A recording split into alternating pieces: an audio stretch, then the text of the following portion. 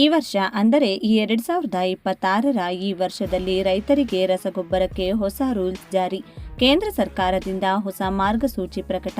ರೈತರಿಗೆ ರಸಗೊಬ್ಬರ ಅಂದರೆ ಡಿಎಪಿ, ಯೂರಿಯಾ ಮತ್ತು ಇತರೆ ರಸಗೊಬ್ಬರಗಳು ತಮ್ಮ ಕೃಷಿ ಉದ್ದೇಶಕ್ಕಾಗಿ ಬೇಕಾಗುವ ಎಲ್ಲ ರಸಗೊಬ್ಬರಗಳನ್ನು ಪಡೆದುಕೊಳ್ಳಲು ರೈತರಿಗೆ ಈ ಕೆಲಸ ಕಡ್ಡಾಯ.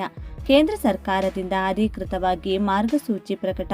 ರೈತರು ಈ ಕೆಲಸ ಮಾಡುವುದು ಕಡ್ಡಾಯವಾಗಿದೆ. ಇಲ್ಲಾಂದ್ರೆ ನಿಮಗೆ ರಸಗೊಬ್ಬರ ಸಿಗುವುದಿಲ್ಲ. ನಿಯಮ ಮೀರಿದರೆ ಜೈಲು ಶಿಕ್ಷೆ ಖಚಿತ. ಕೇಂದ್ರ ಸರ್ಕಾರವು ಈ ವರ್ಷ ರೈತರಿಗೆ ರಸಗೊಬ್ಬರಕ್ಕೆ ಹೊಸ ಮಾರ್ಗಸೂಚಿಯನ್ನ ಪ್ರಕಟಗೊಳಿಸಿದ್ದು, ಇಡೀ ದೇಶದ ಎಲ್ಲ ರೈತರಿಗೂ ಹಾಗೂ ನಮ್ಮ ಕರ್ನಾಟಕ ರಾಜ್ಯದ ಎಲ್ಲ ರೈತರಿಗೂ ಕೂಡ ಹೊಸ ರೂಲ್ಸ್ ಜಾರಿಗೆ ತಂದಿದೆ.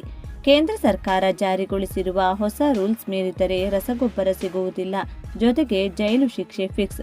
ಅಗತ್ಯವಾಗಿ ರಾಜ್ಯದ ಎಲ್ಲ ರೈತರು ಹಾಗೂ ರಸಗೊಬ್ಬರ ಡೀಲರ್ಗಳು ಮತ್ತು ರಸಗೊಬ್ಬರ ಅಂಗಡಿಯವರು ಕೂಡ ತಪ್ಪದೆ ಈ ವಿಡಿಯೋವನ್ನು ಕೊನೆವರೆಗೂ ನೋಡಿ. ಪ್ರತಿ ವರ್ಷವೂ ರೈತರು ತಮ್ಮ ಕೃಷಿ ಚಟುವಟಿಕೆಗಳಿಗೆ ಮುಂಗಾರು ಅವಧಿಯಲ್ಲಿ ಅಗತ್ಯವಾಗಿ ಬೇಕಾಗುವ ರಸಗೊಬ್ಬರಗಳನ್ನು ರೈತರು ಮೊದಲೇ ಖರೀದಿಸಿಟ್ಟುಕೊಳ್ಳುತ್ತಾರೆ. ಆದರೆ ಈ ವರ್ಷ ರೈತರು ಪ್ರತಿ ವರ್ಷ ರಸಗೊಬ್ಬರಕ್ಕಾಗಿ ಪರದಾಡುವಂತಹ ಪರಿಸ್ಥಿತಿ ಎದುರಾಗಬಹುದು ಎಂದು ಉದ್ದೇಶಕ್ಕಾಗಿ ಕೇಂದ್ರ ಸರ್ಕಾರ ಹೊಸ ರೂಲ್ಸ್ ಜಾರಿಗೆ ತಂದಿದ್ದು, ಪ್ರತಿಯೊಬ್ಬ ರೈತರಿಗೂ ಕೂಡ ಈ ವಿಷಯ ತಿಳಿಯುವುದು ಅತ್ಯಗತ್ಯವಾಗಿದೆ. ಬನ್ನಿ, ಇಷ್ಟಕ್ಕೂ ಕೇಂದ್ರ ಸರ್ಕಾರ ರಸಗೊಬ್ಬರಕ್ಕೆ ತಂದಿರುವ ಹೊಸ ರೂಲ್ಸ್ ಆದರೂ ಏನು?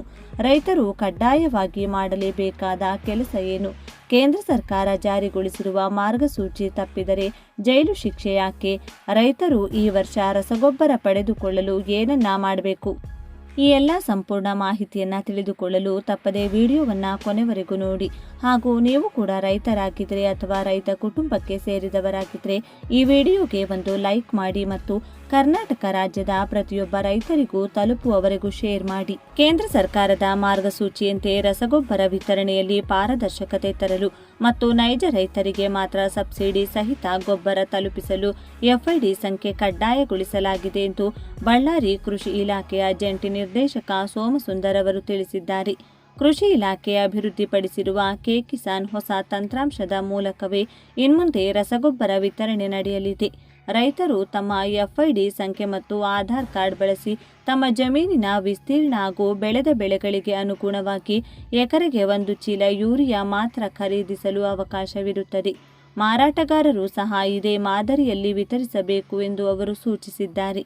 ಎಫ್ಐಡಿ ಹೊಂದಿಲ್ಲದ ರೈತರು ತಕ್ಷಣವೇ ಪಹಣಿ, ಬ್ಯಾಂಕ್ ಪಾಸ್ ಪುಸ್ತಕ ಮತ್ತು ಆಧಾರ್ ಕಾರ್ಡ್ ದಾಖಲೆಗಳೊಂದಿಗೆ ಸಮೀಪದ ರೈತ ಸಂಪರ್ಕ ಕೇಂದ್ರ, ತೋಟಗಾರಿಕೆ ಇಲಾಖೆ, ಕಂದಾಯ ಇಲಾಖೆ, ಗ್ರಾಮ ಒನ್ ಅಥವಾ ಸಾಮಾನ್ಯ ಸೇವಾ ಕೇಂದ್ರಗಳಿಗೆ ಭೇಟಿ ನೀಡಿ ಎಫ್ಐಡಿ ಸೃಜಿಸಿಕೊಳ್ಳಬೇಕು.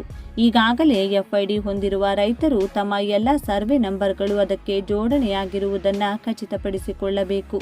ಅಕ್ರಮ ಎಸಗಿದರೆ ಜೈಲು ಶಿಕ್ಷೆ ಎಚ್ಚರಿಕೆ. ರೈತರಲ್ಲದವರು ಇತರರ ಆಧಾರ್ ಅಥವಾ ಎಫ್ಐಡಿ ಬಳಸಿ ಗೊಬ್ಬರ ಸಂಗ್ರಹಿಸುವುದು, ಕೃತಕ ಅಭಾವ ಸೃಷ್ಟಿಸುವುದು ಅಥವಾ ಕೃಷಿಯೇತರ ಚಟುವಟಿಕೆಗಳಿಗೆ ಗೊಬ್ಬರ ಬಳಸುವುದು ಕಂಡುಬಂದಲ್ಲಿ ಕಾನೂನು ಕ್ರಮ ಜರುಗಿಸಲಾಗುವುದು ಎಂದಿದ್ದಾರೆ. ಮಾರಾಟಗಾರರಿಗೆ ಕಟ್ಟುನಿಟ್ಟಿನ ಸೂಚನೆ.